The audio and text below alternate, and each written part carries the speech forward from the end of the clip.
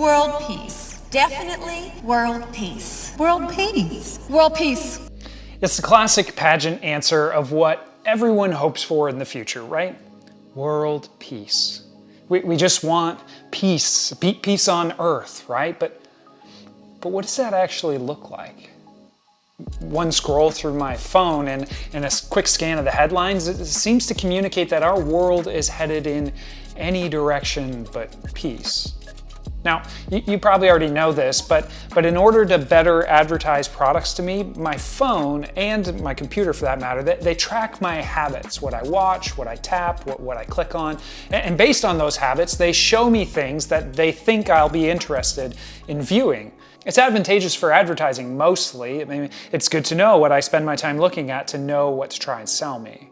But it also means that even though I like to think I have a really balanced view of what's going on in the world, I actually just have a personally curated feed of selected headlines picked just for me, based not on the reality of what's actually going on in the world, but based entirely on my viewing preferences. And that actually affects not just the point of view of my news feed, but the tone, the outlook, and the disposition of the type of content that comes across my device. It's all been specially curated for me. Now, the reason this is so fascinating to me is because one of the greatest obstacles to peace that we have in our world today, one of my greatest challenges, is my inability to see things from someone else's perspective. I mean, when I'm constantly fed stuff that's always in line with my point of view, it causes me to think that everyone in the world who doesn't think like me, I mean, you all must be blind or something. I mean, how could you possibly not see things the way that I see them? And the answer, at least in part, is because you probably quite literally don't see the same things the way I see them. Because your algorithmically curated feed is different than mine. I literally don't see what you see. And so somehow, because of that, we've become more saturated than ever with voices that we agree with, while at the same time we become more and more divided and isolated from one another as a human race and as nations and even as families. And so it's pretty easy to point out, man, we need peace. And not just the absence of fighting either. Sometimes when I say I want peace, what I really mean is that I just want the arguing to stop. I just want some peace and quiet. But I also know that we all long for something deeper than just peace and quiet or the absence of arguing. I long for peace that means that everything's in its rightful place, that things are the way they ought to be. But sometimes that idea of peace as a possibility, it seems so far out of reach that, to be honest, we'd probably just settle for civility. I mean, can we at least be civil towards one another? Can we at least hate and cohabitate? I mean, if we're never going to come to terms of peace with each other, then at least let's figure out how to be together without killing each other this Christmas, right? Oh yeah, this is a video about Christmas and not the algorithm. So in this video series, we've been exploring what the point of Christmas actually is and if it still matters. And as our guide, we've been using this ancient piece of literature written by Isaiah the prophet. Words that often actually show up on Christmas cards this time of year. They say, "For to us a child is born, and to us a son is given, and the government will be on his shoulders, and he will be called Wonderful Counselor, Mighty God, Everlasting Father, and Prince of Peace." Now, we've discussed those first three titles that Isaiah was attributing to his predictions of a future king already. But in this video, we're going to talk about the last one, the Prince of Peace. Because peace is what Isaiah's people longed for, and it's not at all what they had under their leadership. I mean, there was a time when they lived in peace, in harmony with one another and with the neighboring nations, but not when Isaiah wrote. They were forever in danger, being tossed around by world power to world power like some kind of geopolitically victimized ragdoll, owned and dominated by the Assyrians while living in ruins, then getting carried off by the Babylonians into captivity, then being sent back home to Judah by the Persians while still suffering conflict between other nations, then dominated by the Greeks and ultimately the Romans. Now, when the Romans came into power, they did have their own version of peace. It was called the Pax Romana, Roman peace. But it was a peace for those who could afford it, afford to pay their taxes. It was peace for those who fell in line with what Rome wanted and wouldn't dare to oppose them. It was peace for those who would willingly submit, and it was peace enforced by violence. In fact, the cross was the conduit for Roman peace. Rome crucified anyone who stepped out of line. Crucifixions were actually what kept the peace. But a peace kept by threat is sort of like a proposal offered at gunpoint. It's not exactly what you long for. That's why Isaiah's prediction of a coming king who would be like a prince of peace, that's why it was so compelling to people. Now, our English translation for Prince of Peace can be a little misleading. The original Hebrew was Sarar Shalom. A Sarar is not so much like a royal prince, but more like a superintendent. Think about the superintendent of a school district, say. The person who's been hired to watch over, the school districts to see that the intent of the school system, the intendant, is carried out. The future king would be like a superintendent who sees to it that the mission is actually accomplished. And the mission? Well, that's the other important piece of this title. The mission is peace. Now, the word for peace here is the Hebrew word shalom. And shalom isn't just about civility. It's not even just about the absence of war or conflict. Shalom refers to the idea of a peace in a place where everything is as it ought to be, the way things should be. It's interesting. I think we all have a sense of this in us, a sense of what shalom means.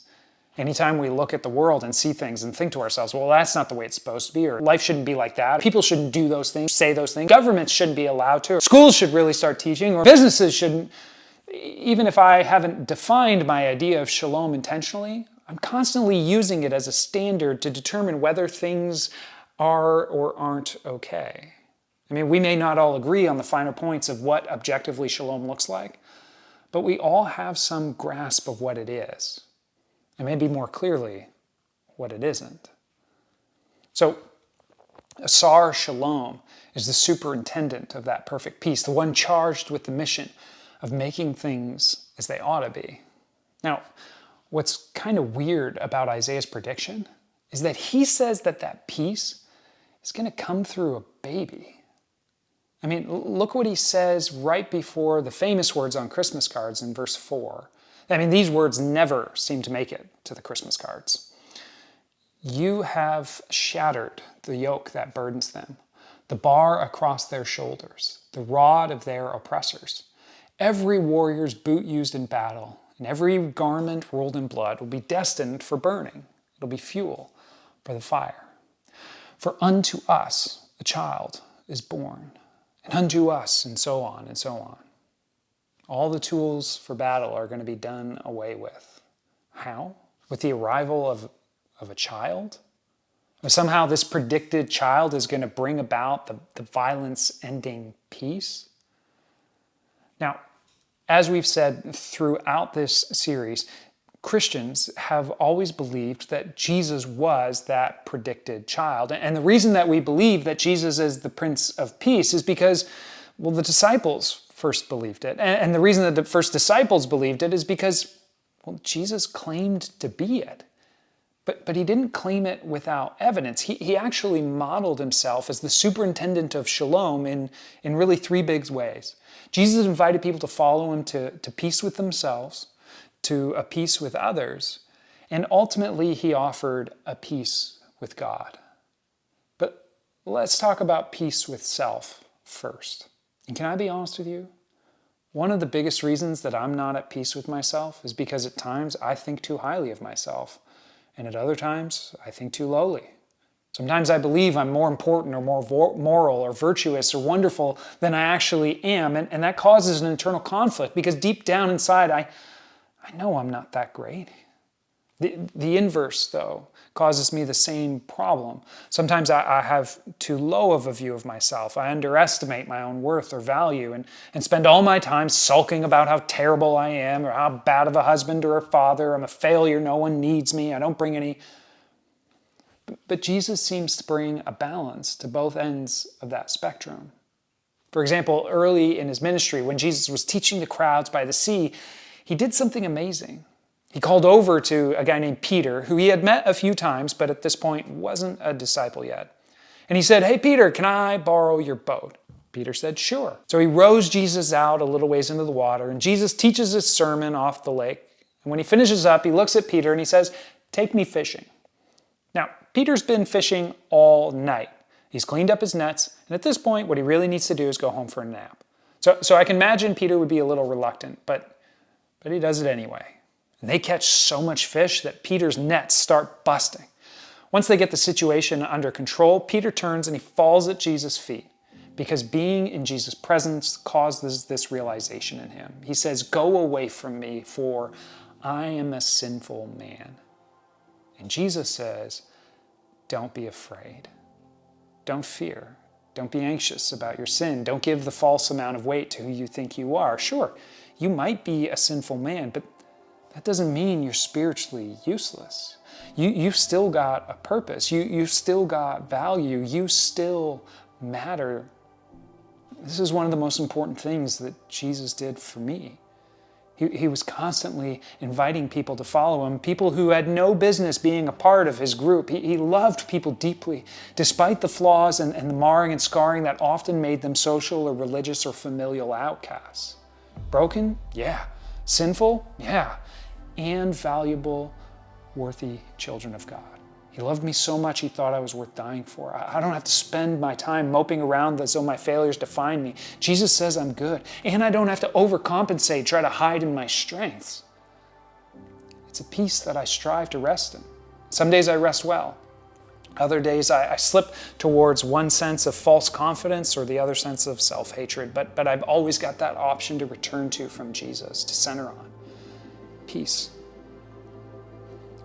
Which changes the way I interact with others. I mean, in some ways, it's the logical next step to me, right? If Jesus offered me grace, despite my flaws and my pride, then logically, couldn't I do the same for others?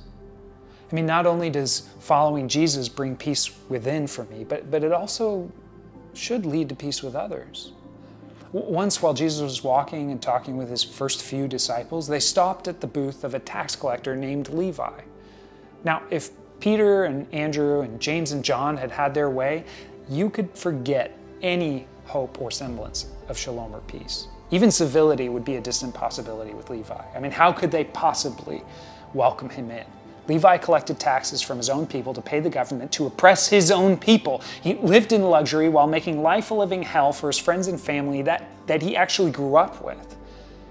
And yet Jesus invites Levi into the group to be a follower. There's something about being in the presence of Jesus that right-sizes everyone's view of themselves, which in turn changes the way they see and interact with others. Peace with others. But it's the third way that Jesus brought peace that was revolutionary. He handed out a peace with God. Once, while he was eating at a party that this local religious leader had thrown, a prostitute had snuck her way into the party and she began weeping at Jesus' feet. And then Jesus started to interact with her. And when he did, everyone in the room was disgusted. I mean, they hated the idea that this supposed man of God would interact with a person like her. And after some discussion, Jesus declares to her, so that the whole room could hear, "Your sins are forgiven." In other words, you and God are good. You have peace.